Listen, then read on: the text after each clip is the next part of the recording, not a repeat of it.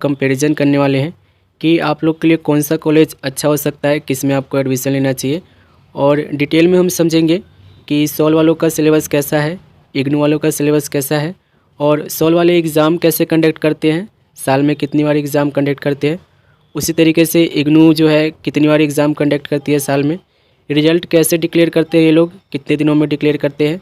और एडवांटेजेस की यहाँ पर हम बात करेंगे कि अगर आप सॉल में पढ़ाई कर रहे हो या पढ़ाई करने की सोच रहे हो तो आपको क्या एडवांटेजेस मिल सकता है। उसी तरीके से अगर आप इग्नू में पढ़ाई करने की सोच रहे हो या इग्नू में पढ़ाई कर रहे हो तो आपको क्या एडवांटेजेस यानी कि लाभ मिल सकता है। डिसएडवांटेजेस की जानेंगे यहाँ पे हम कि सॉल में अगर आप पढ़ाई कर रहे हो तो आपको क्या हानि हो सकती है, नुकसान हो सकता है, डिसएडवांटेजेस हो सकता है। उसी तरीके से अगर आप इग्नू में पढ़ाई कर रहे हो तो आपको क्या डिसएडवांटेजेस मिल सकता है। और सबसे मेन पॉइंट कि किसका सर्टिफिकेट सबसे ज़्यादा पावरफुल होता है, किसकी वैल्यू सबसे ज़्यादा है, ये डिटेल में यहाँ पे हम समझेंगे। तो चलिए शुरू करते हैं। तो देखो सबसे पहले हम सिलेबस की बात करते हैं। तो देखो जो सॉल है उसका सिलेबस जो होता है वो छोटा होता है यानी कि कम होता है, और इतना ये सिलेबस आप लोग को प्रोवाइड नहीं करते हैं जितना एग्ज़ाम के लिए होना चाहिए। आपको ये इतना सिलेबस प्रोवाइड कभी भी नहीं करते हैं, कम सिलेबस प्रोवाइड करते हैं, जिसके कारण आपको जो एग्ज़ाम में दिक्कतें आती है वो क्वालिफाइंग की आती है कि आप एग्ज़ाम को क्वालिफाई नहीं कर पाते हो। ठीक है, वहीं अगर हम इग्नू का देखें तो इग्नू वाले आपको इतना सिलेबस प्रोवाइड करते हैं और इनका सिलेबस सिस्टम जो है वो बहुत अच्छा है, और इतना सिलेबस आपको प्रोवाइड करते हैं जितना कि आप एग्ज़ाम में अच्छे से पास हो जाओ, अच्छे मार्क्स से पास हो जाओ। ठीक है, तो सिलेबस का क्या है कि सॉल वालों का जो सिलेबस है वो कम है, छोटा है, और इग्नू वालों का जो सिलेबस है वो ठीक ठाक है, एग्ज़ाम पर्पज़ से बिल्कुल ठीक है, आप क्वालिफाइंग कर जाओगे इतना होता है। ठीक है, एग्ज़ाम की बात करें तो देखो सॉल वाले जो है सीबीएसई मोड को फॉलो करते हैं यानी कि चॉइस बेस्ड क्रेडिट सिस्टम को, और साल में आपको 2 बार एग्ज़ाम करवाते हैं ये। एक एग्ज़ाम फर्स्ट सेमेस्टर का जो होता है वो Feb-March में होता है, और जो आप लोग का सेकेंड सेमेस्टर का एग्ज़ाम होता है वो November-December में होता है। ठीक है, इग्नू भी इसी तरीके से फॉलो करती है सीबीएसई मोड को यानी कि सेमेस्टर मोड को फॉलो करती है, और ये भी साल में आपको 2 बार एग्ज़ाम कंडक्ट करवाती है। फर्स्ट सेमेस्टर का एग्ज़ाम जो है इग्नू आपका जून में करवाती है, और सेकेंड सेमेस्टर का एग्ज़ाम जो है दिसंबर में करवाती है। ठीक है, तो यहाँ पर हम एग्ज़ाम के बारे में जान चुके हैं। अब हम एडवांटेजेस की बात करें तो इग्नू के साथ एक एडवांटेजेस जो मुझे लगता है वो ये है कि अगर आप देखो इग्नू से बीकॉम प्रोग्राम करने की सोच रहे हो, मैं आपको उदाहरण दे रहा हूँ बस, अगर आप बीकॉम प्रोग्राम करने की सोच रहे हो तो बीकॉम प्रोग्राम के साथ अगर आप चाहते हो कि सर्टिफिकेट कोर्स भी करना है, जैसे कि आपको अगर कंप्यूटर का सर्टिफिकेट कोर्स करना है या डिप्लोमा कोर्स करना है, ठीक है, या मास्टर डिप्लोमा कोर्स करना है, तो ऐसी फैसिलिटीज़ आपको इग्नू वाले प्रोवाइड करते हैं कि आप ग्रेजुएशन के दौरान ही अपने सर्टिफिकेट कोर्स को भी कर सकते हो, अप्लाई कर सकते हो। ठीक है, सॉल वालों के लिए मैं एक एडवांटेजेस बताऊं तो यहाँ पर देखो आप लोग के लिए, तो सॉल वालों के साथ क्या है कि सॉल वालों को एक बेनिफिट ये मिलता है कि इनका सिलेबस तो बहुत छोटा होता है, प्लस इनको ना तो कोई प्रैक्टिकल देना होता है ना कोई इनको असाइनमेंट देना होता है। ठीक है, यानी कि कहने का मतलब ये है कि इनको कम पढ़ाई करना पड़ता है ना, इनको कम पढ़ाई करना पड़ता है अपनी डिग्री को लेने के लिए। तो एक एडवांटेजेस जो है वो सॉल वालों को ये मिल जाता है।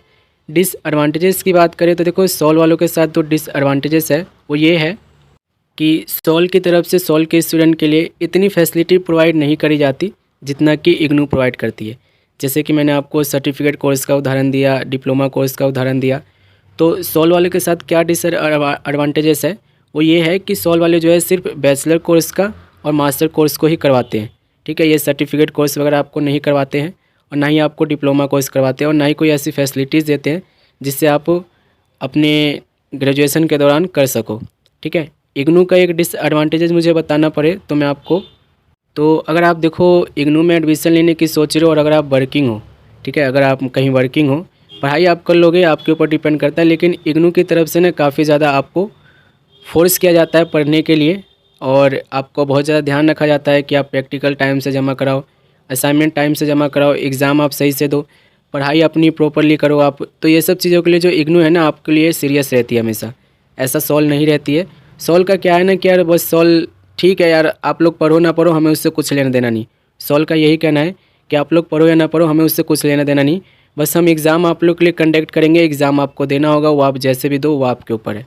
ठीक है, और इग्नू का क्या है ना कि आपका शुरू से अंत तक ख्याल रखती है, वो आपको पढ़ाती भी अच्छे से है, सिलेबस भी अच्छे प्रोवाइड करती है ना। और उसके साथ आपके जो इवेंट्स वगैरह होते हैं। और इग्नू का एक और बेनिफिट मुझे अभी याद आ रहा है कि देखो इग्नू में ना काफ़ी ज़्यादा इवेंट्स वगैरह भी होते हैं, ठीक है। जैसे कि कंपटीशन वगैरह भी चलता है तो आपको इग्नू की तरफ से भेजा जाता है, लेकिन सॉल के साथ ऐसा नहीं है, और होगा भी तो रेयर में, ठीक है। तो यहाँ पर ये मुझे नुकसान लगता है।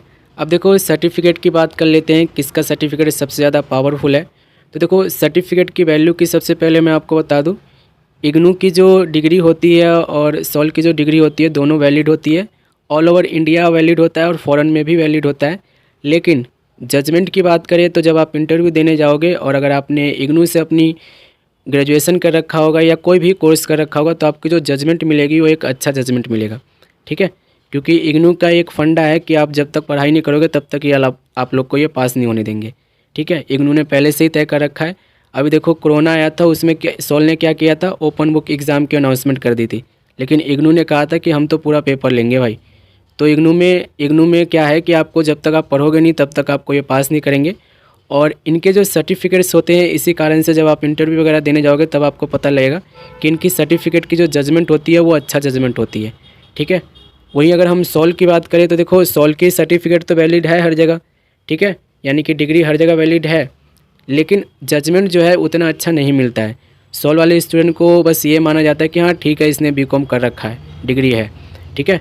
लेकिन जो इग्नू के स्टूडेंट्स हैं उनके साथ क्या है कि हाँ इसने पढ़ा है और तब उसके बाद इग्नू में पास आउट किया है और डिग्री लिया अपना। अब यहाँ पर आप ये जान लो कि आपको कौन सा कॉलेज में एडमिशन लेना चाहिए, यानी कि आपको इग्नू में एडमिशन लेना चाहिए या सॉल में एडमिशन लेना चाहिए। तो देखो अगर आप ये चाहते हो कि बस डिग्री चाहिए, ठीक है, आप ये सोच रखे हो कि बस डिग्री चाहिए, पढ़ाई थोड़ी बहुत हो जाएगी, ठीक है, तो आप बेझिझक अपने सॉल के साथ जा सकते हो। और अगर आप ऐसा सोचते हो कि मुझे पढ़ाई करके एग्ज़ाम देना है, एग्ज़ाम देने के बाद अच्छे से पास होना है और एक वैल्यूएबल डिग्री लेना है, ठीक है, जिसकी इज्जत हो मार्केट में, तो मैं कहूँगा कि you can go with IGNOU, है ना। और इग्नू एडमिशन लेते हो, सॉल में एडमिशन लेना चाहो सॉल में ले सकते हो, इग्नू में लेना चाहो इग्नू में ले सकते हो, ठीक है। मेरा यही कहना है कि अगर आप पढ़ाई करने के लिए अच्छे से मन लगा के पढ़ाई करना चाहते हो और अच्छा सर्टिफिकेट लेना चाहते हो तो इग्नू में जाओ, ठीक है। ऐसी अगर आपको डिग्री चाहिए तो आप अपने सॉल के साथ जा सकते हो, कोई दिक्कत नहीं है। तो मुझे उम्मीद है कि आप लोग के लिए वीडियो थोड़ा बहुत इन्फॉर्मेटिव होगा, और वीडियो थोड़ी बहुत अच्छी लगती है तो लाइक कर देना, और ऐसी वीडियो के लिए चैनल को सब्सक्राइब कर लेना। वीडियो